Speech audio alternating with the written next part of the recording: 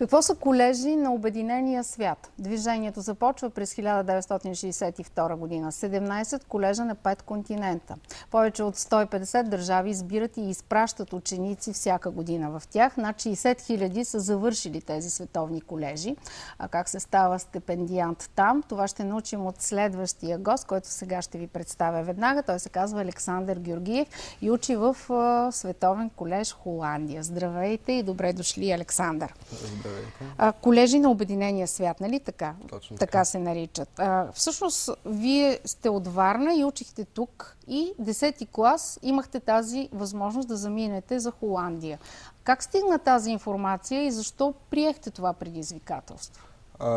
Информацията стигна до мен чрез госпожа Ани Куртева, която ме уведоми за конкурса, който се провежда всяка година в София, който определя кои хора от България ще вземат тези стипендии и ще имат тази невероятна възможност да вземат за колежите на Обединения свят. Добре, с какво ви спечели тази идея и решихте вместо да завършите 10 и 11, нали така, 10 и 11 клас тук, вие да отидете и да станете стипендиант там? Какви врати отваря и какви предизвикателства всъщност поставя? Първо на първо това е място с над 100 националности и когато един човек е обграден от толкова много различни хора, идващи от различни места, идващи от различни култури, може да се обогати персонално, може да се обогати академично, както и културно. И обучението, което тези колежи проповядва и се опитва да промотира, което да засили критическото мислене, което да засили това да се разглеждат неща от различни перспективи, да се разглеждат проблеми от различни перспективи, ме заинтригува толкова силно и беше толкова различно с българското образование и затова реших да се опитам. Да, това ще да попитам. Усетихте ли веднага разликата между образованието у нас и образованието там? Това ли е това, че те карат повече да мислиш и да анализираш? Абсолютно. Това беше най-огромната разлика, която аз трябваше да се справя в началото. Лесно или трудно стана? Имаше си трудностите, защото лично аз бях свикнал да виждам нещо в учебник и да вярвам безусловно на тази информация, което не се случва на място, където съм в момента. Там редовно ни карат да разглеждаме различни източници на информация, да можем ние критически да ги анализираме, за да можем ние да сформираме нашето си мнение, докато също приемаме и мнения, които са напълно опозиращи нашите. Срещнахте ли там други българи от страната, разбира се, защото всеки има възможност да кандидатства в тези колежи, нали така?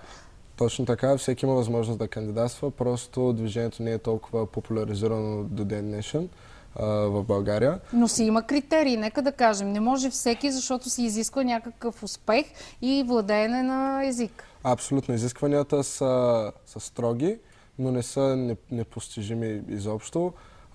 Обаче бих искал да кажа, че не само се гледа академичния успех на един ученик, но също се гледат и персоналните му качества и възможността на този ученик да мисли, да разсъждава и да действа под напрежение.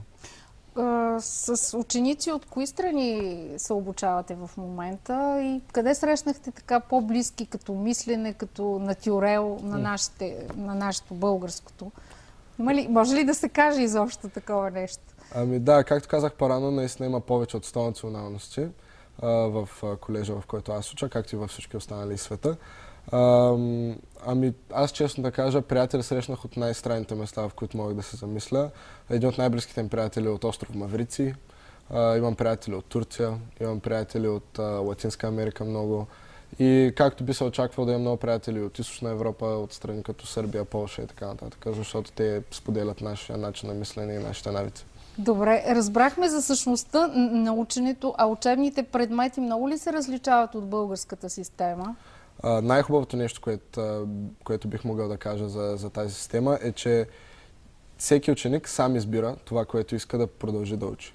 Тоест, аз 2 години прекарвам в нещо, което съм наистина заинтересован и което наистина ще ми потрябва за в бъдеще. Така че аз в момента уча 6 предмета, от които само някои са политология, история, екология и има задължителни английски и математика. Така, и всъщност тези предмети вие ги избирате заради това, защото сте решили в бъдеще да се занимавате в тази област и в тази насока. Точно така и това променя този недостатък според мен в българската образователна система, как всеки човек може просто да се замисли какво би искал да прави в бъдещето и какво може да използва преди това. За да може И да се подготви достатъчно добре в тези 2 последни години, нали така? Точно така, за да може да следва целите си ефективно и продуктивно. В средното си образование. Добре, всъщност, вие казахте за трудностите, но сега, когато се върнете назад, всъщност остават и 4 месеца до завършване на колежа. Сега, като се върнете назад, бихте ли повторили това предизвикателство? Ако сте поставен пред този избор, завършвам си в България и си кандидатствам където желая, или? Със сигурност бих отново пътувал до София, отново преминал през конкурса. Положил всички тези изпити? Абсолютно, и всичките усилия, които съм положил, и пак бих минал през трудния адаптивен период в новата държава, защото в момента вече година и половина, живеейки извън България, осъзнавам как това много ме е оформило като човек и като личност и как ме е помогнал да се развия по начин, по който бих искал да се развивам, и как това ми е подпомогнал и ми е подбутнал, ако бих могъл да кажа, от този човек, който бях преди 2 години. Интересно е наистина да го чуе човек, след като година и половина е бил далеч от дома си, от преподавателите, от семейството.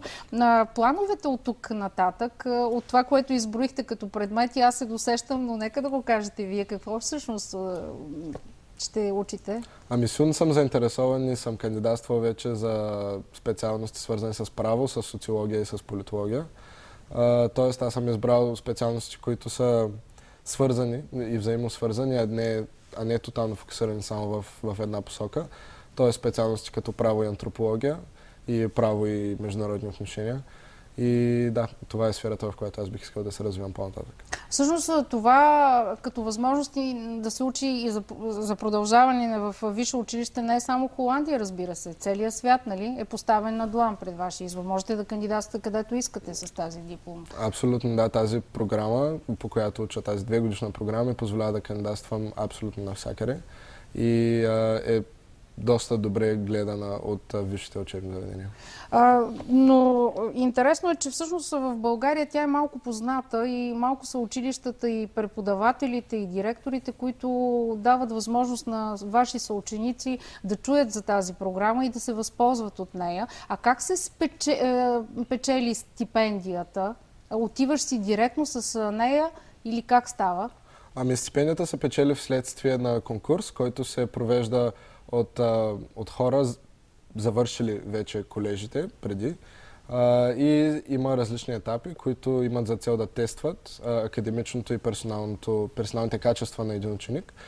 Конкурсът се провежда в София, като предварително трябва да се подадат документи и вече в последствие има няколко различни стипендии. Всяка година се обновяват, защото колежите пускат различни места за различни държави. И вече в следствие на този конкурс се взима решение на кого да се даде въпросната стипендия. Времето, в което се кандидатства, нека да ориентираме, ако някой сега научава и чува за тези колежи, сега ли е времето, кога се кандидатства? Доколкото знам, февруари месец е срока.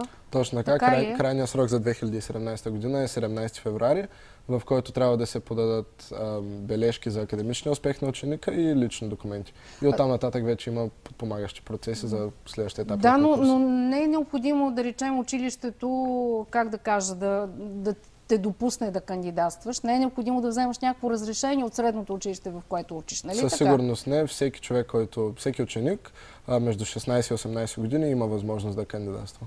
Александър, слушам ви и виждам някакси, макар че не съм ви познала преди да заминете за Холандия, така един пораснал младеж, така, който е по-отговорен, може би, от учениците, които са тук и които учат и за тях се грижат родителите. Всъщност, това ли е най-ценното, което успяхте да изградите за тази година и половина? Ще станат 2. Със сигурност това е един огромен фактор към моето развитие до ден днешен, защото все пак, заминавайки сам в друга държава, живеейки с 3 човека в стая, беше едно предизвикателство, което първоначално беше доста трудно, но после се превърна в едно ежедневие, което наистина ме накара да се замисля аз какъв човек мога да стана.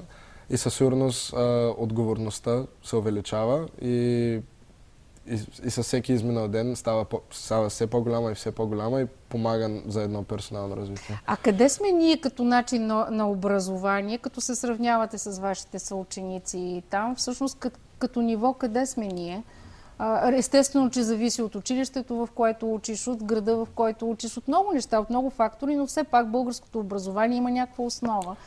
Ами да, идвайки от четвърта езикова гимназия във Варна, завършил с френски език, аз имах високо мнение за моето образование, що горе, но за да говоря реалистически, като отидох там, останах горе-долу неприятно изненадан, защото конкуренцията беше 10 пъти по-огромна. Хората, с които аз трябваше да се съревновавам, защото аз искам да се съревновавам, просто бяха много повече, отколкото преди. И те вече се бяха ориентирали към това, което искат да правят. Вече образователната система ги е предразположила към това, което те биха искали да станат, което аз мисля, че не присъства до такава огромна степен тук. В нашето българско образование. Да, за жалост. Ами, добре е да го чуят тези, които са решили да приемат подобно предизвикателство. Аз ви благодаря, желая успех и не се съмнявам в него. И съм сигурна, че където и да сте, дали у нас или по света ще работите и ще се гордеете, че сте българин. Абсолютно вярно. Че сте израснали тук. Добре, благодаря ви, наистина желая ви успех. За мен беше удоволствие да разговарям с един млад човек, който учи в световни колежи.